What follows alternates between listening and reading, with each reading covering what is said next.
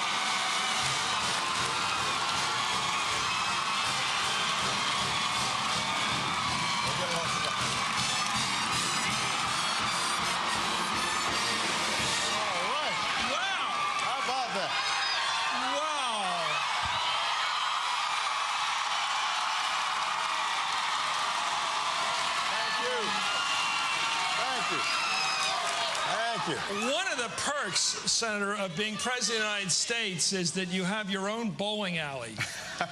Are you ready to bowl from day one? Obviously, I am not.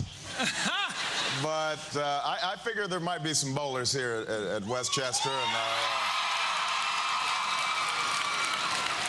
I just want to thank all of them for hosting us, Dr. Adler and all the students.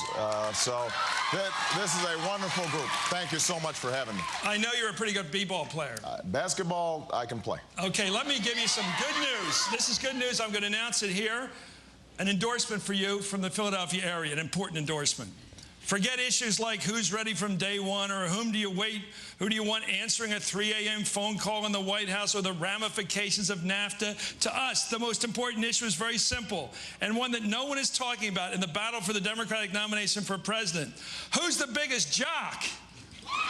And it is based on the answer to that obviously earth-shattering question that we proudly endorse Barack Obama for president, Philly Sport That's what I'm Magazine. talking about.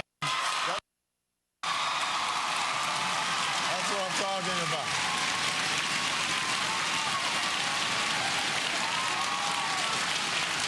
And now we play hardball. That was the warm-up.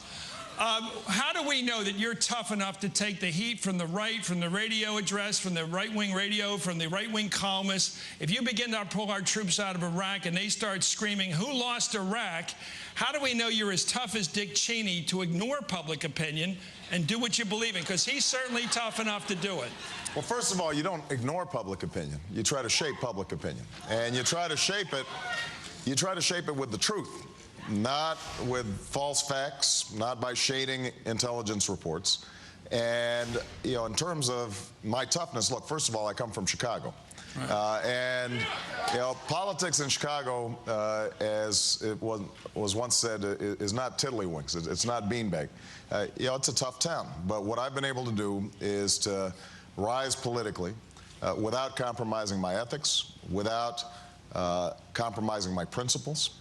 I think during the course of this campaign, we're going up against a pretty tough political operation with the Clintons. Nobody's ever accused them of being soft, and so far we're doing pretty well. And you know, I am very confident that when it comes to issues like Iraq, a war that I stood up against at a time when it would have been politically convenient to be for it, or at least to be silent.